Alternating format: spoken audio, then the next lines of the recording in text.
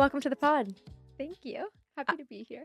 I'm so happy to have you. Obviously, I've followed your work and have adored you and the brand for so long. So it just feels kind of kismet that we finally got to meet and do this. I obviously walked into the hallway and saw you wearing this incredible outfit. You have to walk me through it because it's so beautiful. I pattern, print, color, very important to me personally. I also love using interior fabrics within a lot of our clothing. So this is actually primarily for couches and chairs and wall coverings. So that's what I did at the front. We have a matching shoe on today that goes back to it. And then the back is a bonded fabric that we had left over. And then this old Marc Jacobs polka dot silk as the skirt. So What yeah. is your lip color? Oh gosh, it's Jones Road something. I will look for you after, but it's Jones Road. I know that. And show the YouTubers. It goes, no, like that's crazy. That's crazy. We love a matchy, head to toe everything. I love when my guests come prepared for the show. It means a lot to me. You really showed Talking up for the fashion, show. I'm yes. obsessed with that. Also, if you are watching on YouTube and I'm like pink in the face, it's because it is 100 degrees outside. Yes. Literally Do not 100 on the recommend dot. wearing this today. I was It's gonna so say, hot, like, yeah. you're really doing the most, but I'm assuming that you like took a car here from Upper Had East to. Side. Yeah. Okay, yeah. I walked here. I was doing a podcast on the other side of Canal Street, like on the other end. Brutal. And a 7-minute walk, really. My phone stopped working. Yeah. It was it's like, so hot it's outside. too hot. Yeah. I would love to live inside your brain, so that makes a lot of sense because you make some of my favorite clothes in the fashion industry. Like, I love everything you touch, and I just think everything that you make is truly art. Thank you. Even the shirt that you're wearing, I love that you were like, made for interiors. Yeah.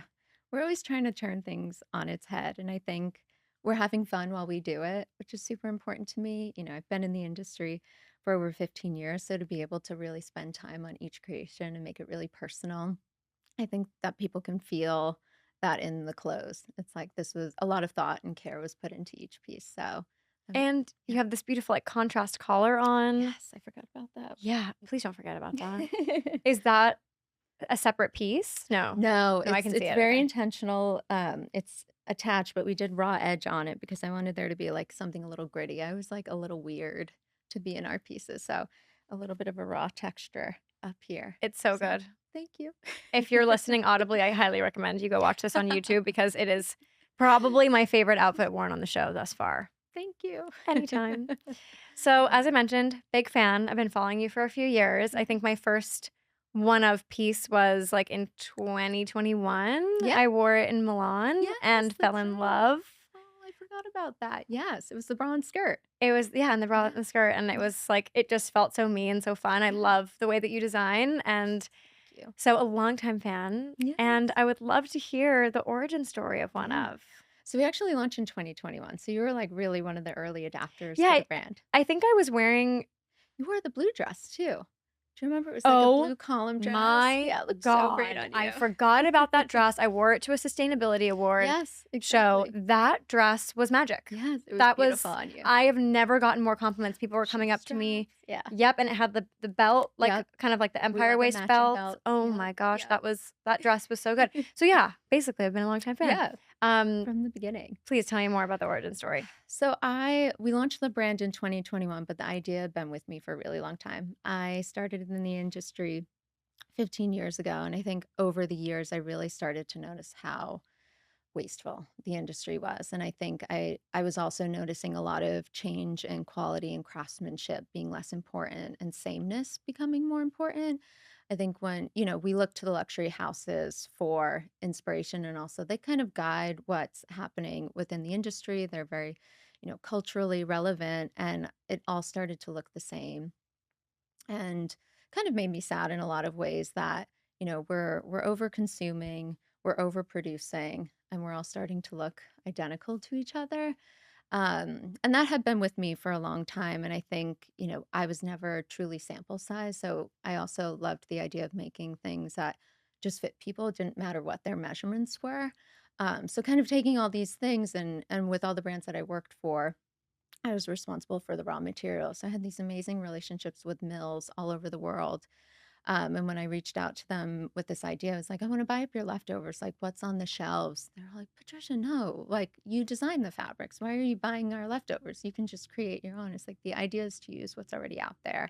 And there's like a real beauty in that. And so it was important to me to build a brand that focuses on really intentional creation.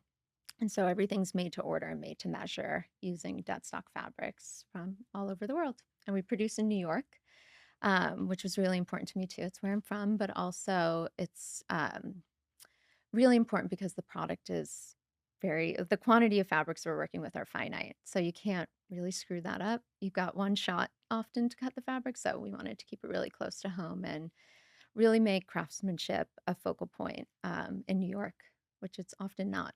So, You yeah. mentioned dead stock, and Yes. I actually recently have had a lot of people ask me, "What is dead stock?" I Yeah. think it's definitely something you know and of if you're in the industry, but can you explain what it is and where it's sourced from? Yeah. Dead stock often means like the end of a roll or a finished fabric. So they're not going to produce any more of it. So that's why you'll find, there's always leftover from brands, and there might not be enough to do a full production run of a garment. So it'll often get tossed aside or discarded, or maybe they developed a fabric and then they ended up not proceeding with the production of it. So it's really those end of rolls and like things that can no longer be produced. It's just these like remnant Right. yardage. So where does that go? Like, say you're a brand that's like using, a beautiful silk, but you only use three-fourths of it. Yeah. Do they It sell it back? Do they sell it to a place? Where do you buy it from? Tell me more. There's a lot of different avenues you can buy from. There's definitely third-party sellers that kind of aggregate fabrics from multiple brands. There's like brokers almost that are in between, or Oh, they I'd call love to them be a dead stock fabric right, broker. What? You'd have like moving the it most about. incredible The things you would factory get of to just see. beautiful things. So true. So they're called brokers, jobbers. They're like these go-betweens, and they buy up a lot of the stock because they'll buy big lots of it without even checking what the fabrics are. They don't care if it's old this or old that. The brands don't necessarily matter. They're like, you've got thousands of yards.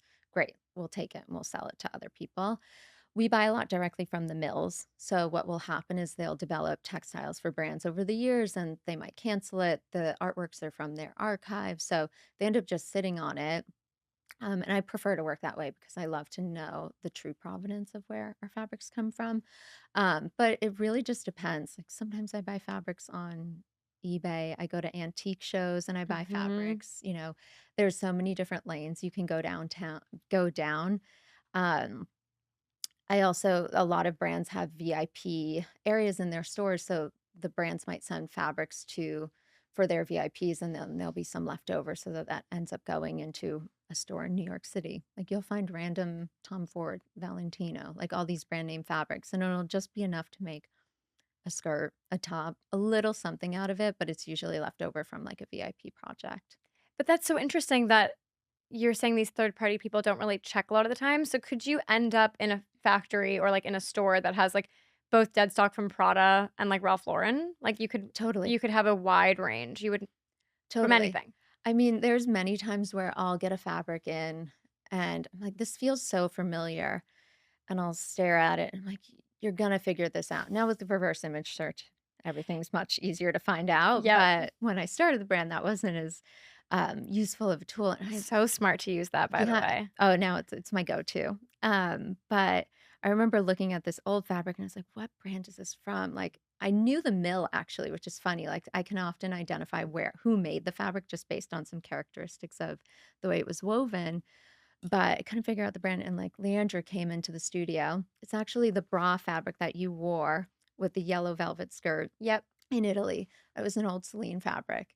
And she came Wow. in and she said, this is Celine Resort 2017, I think it was. I looked at her, I said, thank you. Thank you so I much for could not scratching the figure itch and this. figuring it out. Oh my Yes. god. So it's funny, sometimes you don't get the provenance or know the brand, and it takes some time, and it might be a client that comes in and they're like, wait, I recognize this.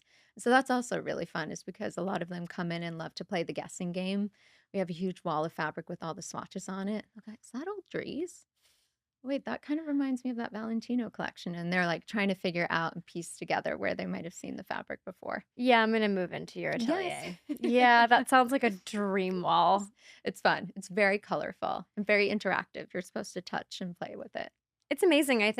I don't think this is one of those jobs in fashion that makes, like, my stomach flutter. Like, I think there are jobs don't that a lot of people maybe don't know about. Like, where Yeah. does everything go at the end of the day? Yeah. And, like, it's in your atelier and you're making brand new garments from it, and Yeah. I think that's really cool. Thank you. Of course. It's so joyful. I think that's what I wanted to get out of this. It's like it's a serious job, but we're not saving lives, so I want this to be a really fun experience for the clients, but also through to the team that's working on it, like that they're really proud of what they're creating. So, You're incredibly creative. I wonder, what do you do with, say you get a roll and, like, you're using 3/4 of it again. What if you have, yeah, like, a little bit left over? What do you do with it? my favorite part, you make shoes, you Yeah. make little bags, you make all sorts of stuff out of it. We save all of our remnant pieces that are big enough to make something out of. So we have drawers that basically archive everything. So there might be like a Wow. small panel of this. And if a client's like, I'd love to make a bag with like a citrine color fabric, great. We'll go through the drawer and we'll pull out the options. So Nothing gets wasted. nothing. What are Yeah. some of, like, the craziest, I mean, even hearing you talk before about the craziest places that you've sourced things from, like, what is the craziest sourcing experience you've had? I mean, I don't know if I have a ton of like really crazy ones. I think sometimes when I go to Italy and I start climbing on things, they get a little nervous because I'm like, what about that fabric way up there? They're like, Patricia, stop. We'll get it for you. I'm like, no, but I need to see it. Anything in the name of good fashion. Exactly. Yeah. But I think sometimes I get really inspired when clients bring in their own fabric. I think that can be really interesting. We had a client bring in fabric that she's of Korean descent, and her mom just had these in her attic, two random small bolts of silk. And she was like, I want to do something with this to pay like an honor to my mom and make garments out of it so that I can wear them proudly. And I was like, this is so it's less crazy, but more, really touching and inspiring, I'd say, for the most part. My mom recently, like, we had this beautiful tapestry in our house growing up, and when my parents split, the tapestry, like, went into storage, and recently she was like, "I don't know why that's in there. I'm gonna cut it up and turn it into pillows." And now Wow. everyone in my family has a pillow from this tapestry that we had growing up. That's it. I love that. That's it for me. I think So much meaning. there's always a way to reuse something. Absolutely. We do so much upcycling now. Mhm. And we did some in the beginning, but I think more and more people are like, I have this beautiful garment. It might be my mom's, it might be a relative's, or they might have found it at vintage. And they're like, I just want to be able to wear this and like have something, like carry on the life of it. And so it's really important to me to like always try and incorporate personal meaning, whether it is an upcycled piece or like we also recently for a bride her father had passed, so she brought in a denim shirt of his that he always used to wear, and we took a small piece of that and embroidered their names on it and put it inside of her jacket. Like any little touch that we can give to create that personal connection and that storytelling is like, it does it for me. That's the dream. Yeah. That's so nice. Connection. That's what it's all about, human connection. Your business is really unique to me, and I think kind of one of those, like, rare unicorns in the fashion industry. And as someone who is really doing sustainability right to a T, like, you are not producing anything new, you're using old dead stock, like, you are producing at a level that I wish so many brands did. Are you fatigued by the sustainability conversation in fashion? Like, what do you think about it when you see it out in the world right now? I think it can often be insincere. I think it is still, there's a lot of greenwashing. There's a lot of, marketing put towards sustainability, which I'd rather be like quiet about it and just do it with honesty and integrity. I don't need to be shouting it from the rooftops. That's why we actually, in a lot of our branding, will say responsible instead of sustainable because we, not that there's a negative association with the word, I think it's overused and it can mean so many things to different people, but we try and check off all the boxes, fair wages, using existing materials, building the local economy, like keeping things local is really important to me. Just being able to like, create community around it. So, like the social impact, the economic impact, and obviously in the environmental impact are really important. Like heirloom product just couldn't be more of a sustainable thing. Like if it's going to be with you forever, that's great. Like, and it's well made. So it will be with you forever. I think it's very important to think of sustainability beyond just the environmental impacts. Like, can you actually sustain the people in your business? And I remember during COVID, this conversation that Aurora James really did, it Mm, really stuck with me, and she was talking about sustainability from just a larger perspective. She yeah. was like, "Look at how many businesses are crumbling right now because not only could they not sustain their product, but they also couldn't sustain their people. They couldn't Yeah. continue to support the people in their ecosystem if they weren't just constantly producing." Yeah. It gave me a really big, like a very newfound perspective on sustainability. Definitely. I think that's where like time and intention, and I think we've gotten so used to having like immediate satisfaction and receiving things in 1 day, 2 day, same day turnaround. And I think that, if we slow down our consumption more slow and steady is better for everybody, especially from a manufacturing standpoint, because there's peaks and valleys often, or you're just producing so much constantly, which is never good for anybody. So I think in regards to that, like this ability to just take our time with making things, the more you rush, like it's it's less special, and I think it doesn't create the same product. And so if we made half as much stuff and did it in half as fast of time, I don't know, things might be a little bit, there might be less stuff and people might be consuming in a more thoughtful way. Sometimes I think that sustainability can only be done in the luxury space. What do you think? I mean, I definitely think it's easier to check off boxes in the luxury space. I mean, I often too wonder like how sustainable can, from especially a community and like social standpoint, an economic standpoint, if you're making thousands of something and you want to charge $30 for it, like the math doesn't really add up to me. Like, how much Right. are you paying that person to make that garment? So it's tricky. I think if we are really being truthful about it, luxury is probably the closest that you're going to find to sustainability.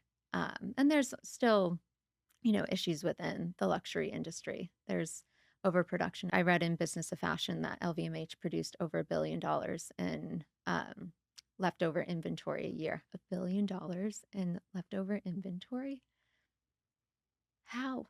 Luxury used to be about scarcity of product, craftsmanship, well-made goods that weren't, they were exclusive, they weren't easily accessible. I love that there's more inclusivity, but it's coming at compromising the environment ultimately at the end of the day. That's a shocking statistic. Yeah, A it's billion crazy. dollars. I'll double check Yeah, that, yeah, but yeah. I'm pretty sure it's $1 billion.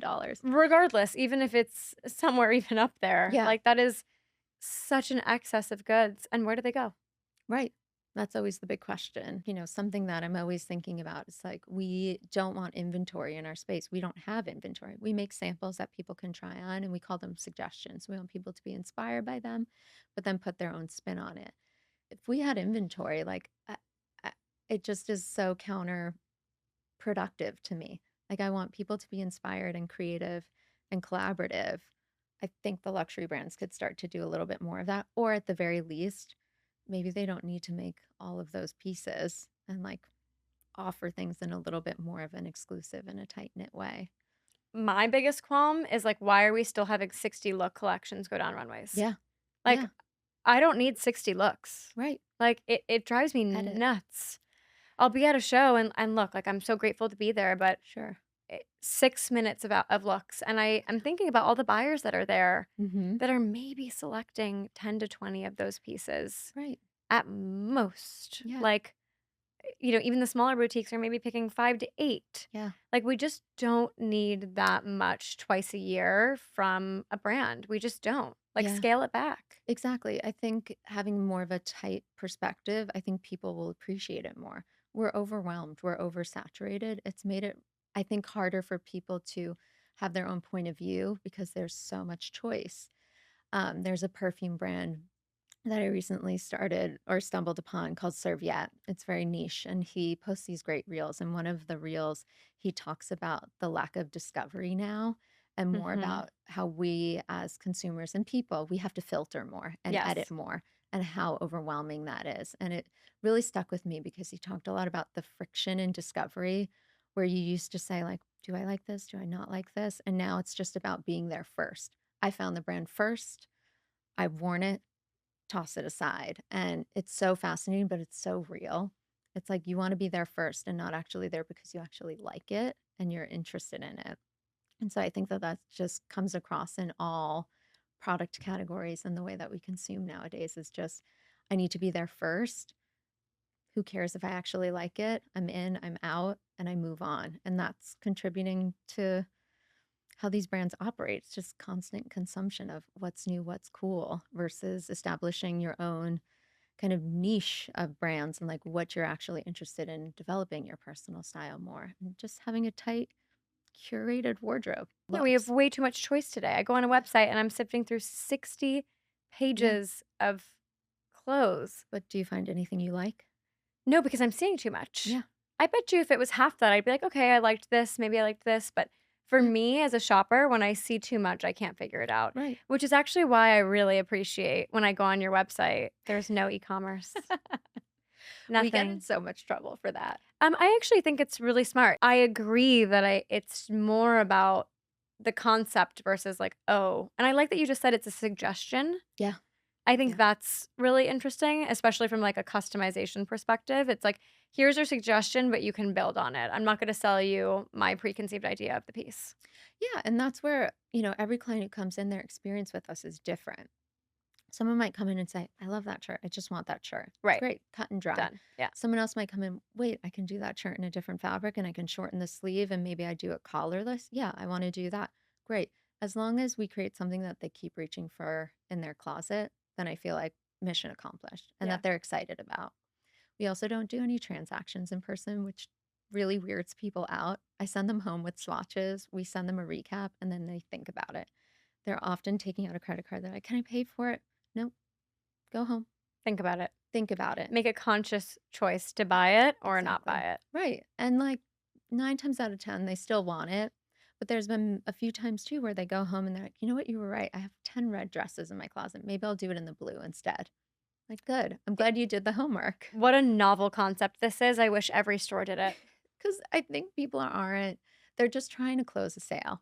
And that's not what I wanted to do with this brand is I want it to be really thoughtful. And so that requires to make people work a little bit more. So you can't really click and buy on our website.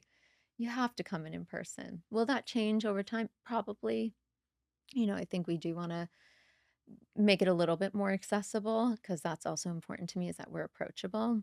But I can imagine to many people it's intimidating to come into a showroom, but we're very low pressure. It's like coming into someone's house, hanging out, we get to know you. And then if you want to buy something, that's great. Are there any brands that you admire in the space that you think are also doing it right?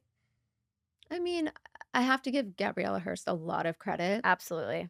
You know, having worked there and like seeing behind the scenes, like there is a lot of um effort being put into like the day-to-day operations of the company and then also the product is just beautiful and so well made and these are heirloom pieces so I have to give a lot of credit to her and I think there's a lot of vintage is also really interesting to me and so like maybe it's not always about the brands themselves with these people who are really collecting beautiful pieces and getting them out there for people to buy it's kind of it's a very similar um clientele but also approach to fashion where it's like already out there, it's beautiful. Wear that instead of even making something with us. I'm always encouraging people like vintage is great. You should wear that. So you don't have to be your first choice.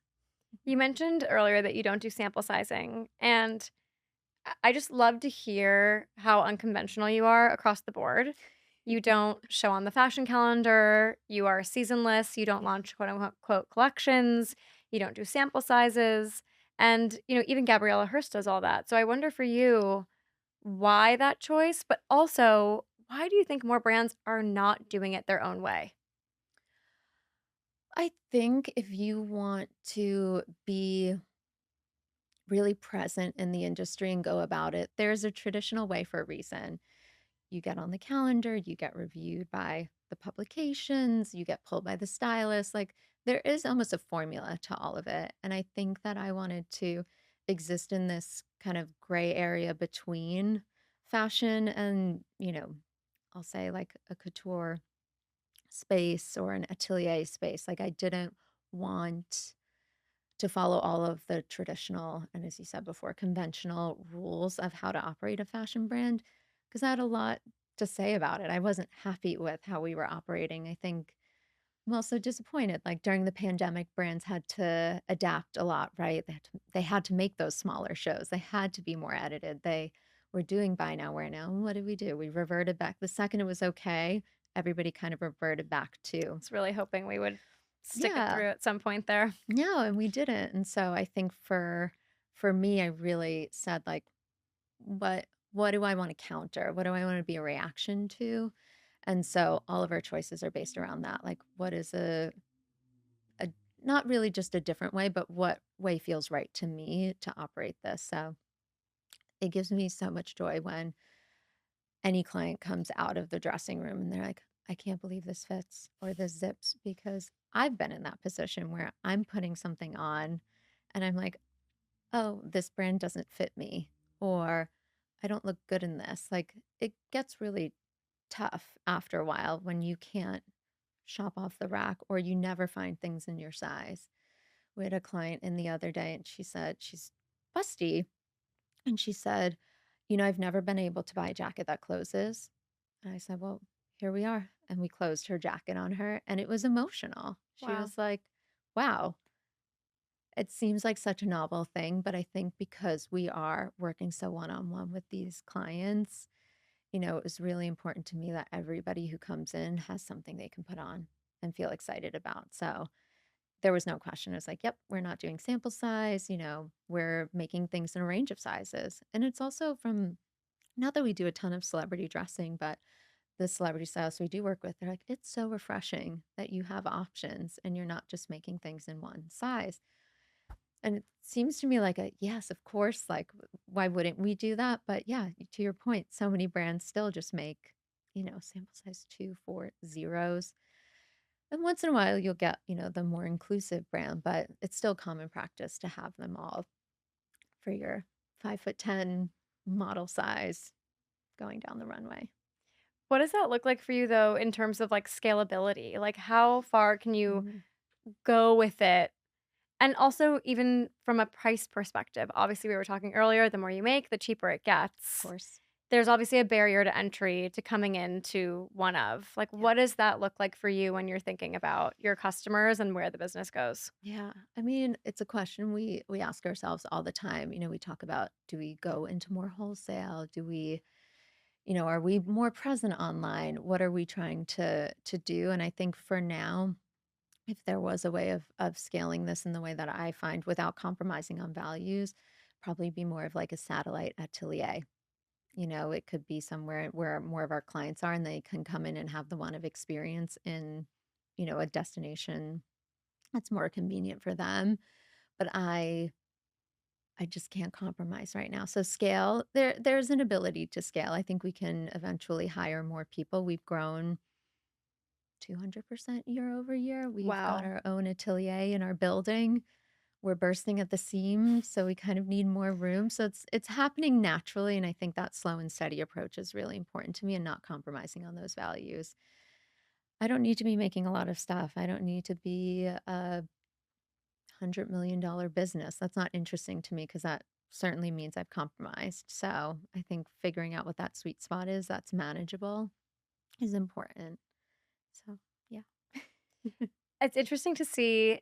I love to hear that your like atelier is bursting at the seams and like it just sounds like I can't wait to visit. I haven't been yet, but Please. it just sounds like a really enjoyable experience. And I think it feels like there's been a big rise in these like kind of one-on-one personal experiences. Like recently went to the Bod Taylor Shop. These are like Mm. highly like personal, customized experiences. What do you think is the like public appetite for that?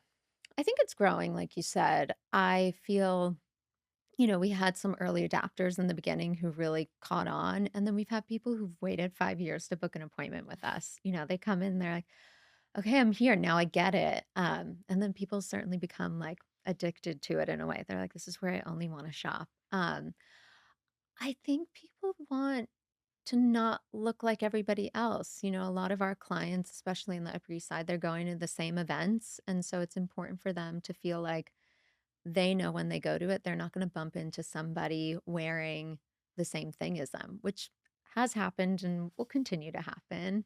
But what I love is that we're more of a we're not a reaction to not finding anything anymore. We're their first choice, and I think that that's happening more and more. People want to know like, okay, this is going to fit me really well. I know everything about the product itself because I've chosen things. Sometimes we let our clients choose the button if they want. We'll provide options for them. So I think that there's a real comfort and confidence that comes with making custom pieces, and I think individuality is becoming more and more important to people, especially now with all of this oversaturation and sameness. So I can only see it growing from here. And I know a lot of ready to wear brands are starting to offer more and more custom. So I think it's going to happen a lot. Also, guys, I mentioned the Bod Taylor Shop earlier, and for people who don't know what that is, Bod has a like custom appointment only tailor shop here in New York in the Lower East Side. Very cool experience. Yeah. I love that. And that's Yeah. walk in, or is that by appointment? I thought it was by appointment. Okay. When I'm not sure. I went like 2 years ago and it was by appointment. It might Yeah. have changed now.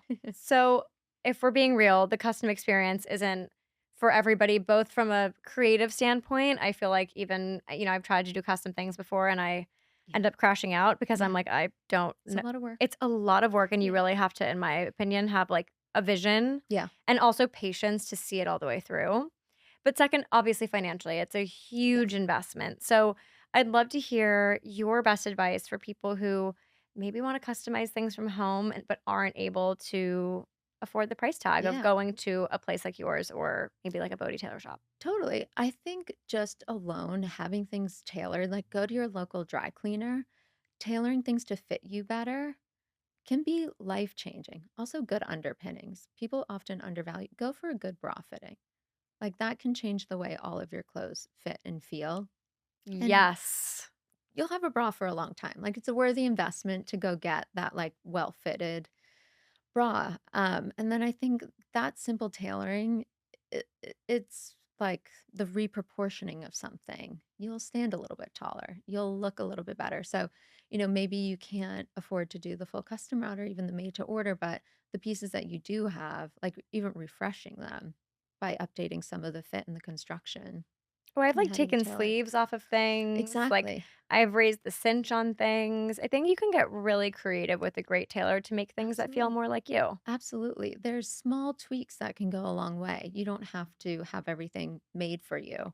And you can get really crafty and creative. Like I said, I bought fabrics on eBay. Like you can easily do that at home and like bring that to your tailor and add a patch, make that your cuff. Like I think people should feel really, involved with the creative process. And if you have a good tailor, it's great. Some of these dry cleaners have amazing I go to my tailors. dry cleaner every day. Yeah. They know So, me.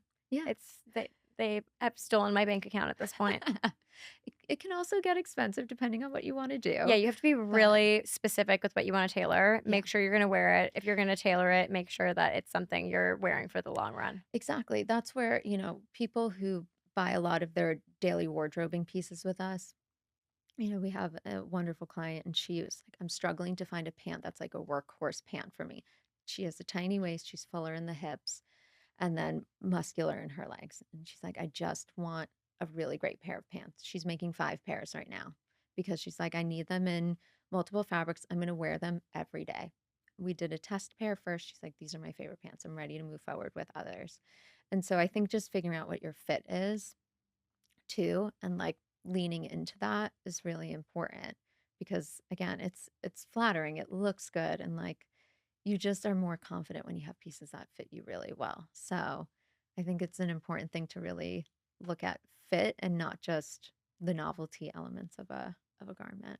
And I go back to those underpinnings, good underpinnings. That's a great Great tip. I feel like that's So really important. underrated. Like, when I was growing up, you'd, like, go to Victoria's Secret and they'd, like, Yeah. measure your bust, and it was, like, a rite of passage.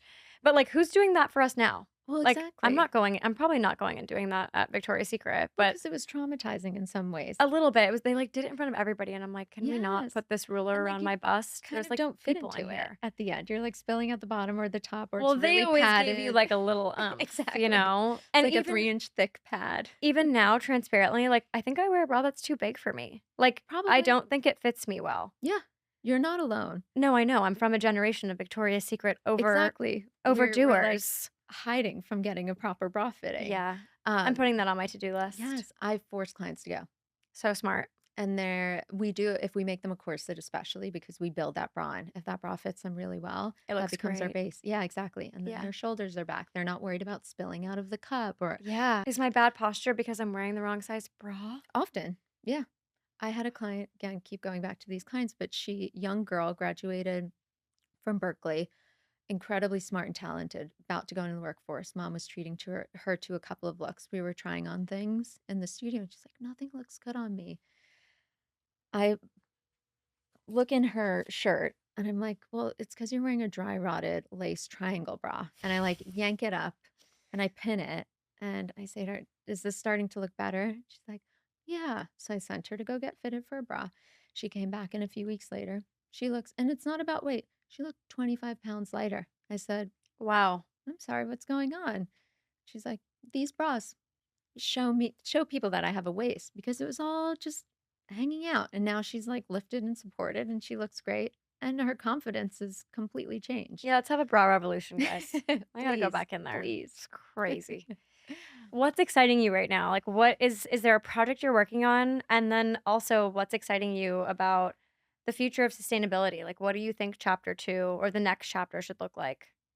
I'm I'm excited by a lot of we're doing a lot more bespoke this year. The clients are really letting me guide them more, and I'm getting to be a bit more creative, where I'd say originally a lot of those projects were more execution based.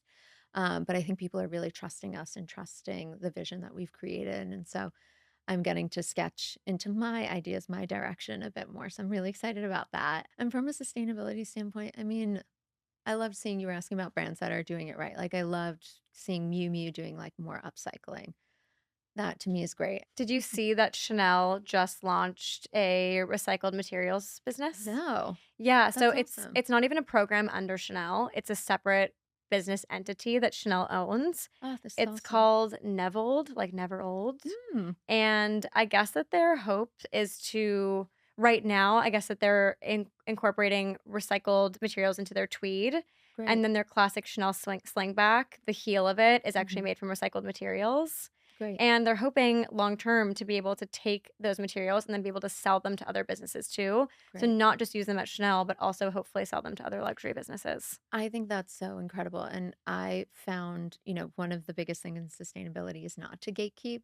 There are some bigger brands that were like keeping sustainable materials proprietary, not sharing. Cause I know, because I would reach out to Gabriella Hearst, hey, we're interested in this product. We'd love to find a way to use it.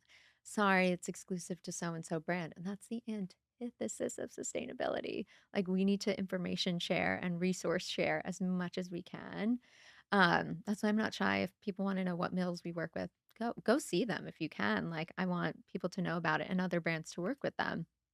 But I think it's incredibly smart to really use what's already there, as we said, but also to share that with other brands. I hope it goes a far way. I hope Right. so too. It's also so expensive to invest in that it's like share the wealth if you can, Yes, literally. Yeah. absolutely. Thank you for coming on the show. Thank It you. was a Thank you for treat to having me. finally get to meet you and Yes. talk about this business that I love so much. Thank you. Such a pleasure. Of Thank you for course. having me.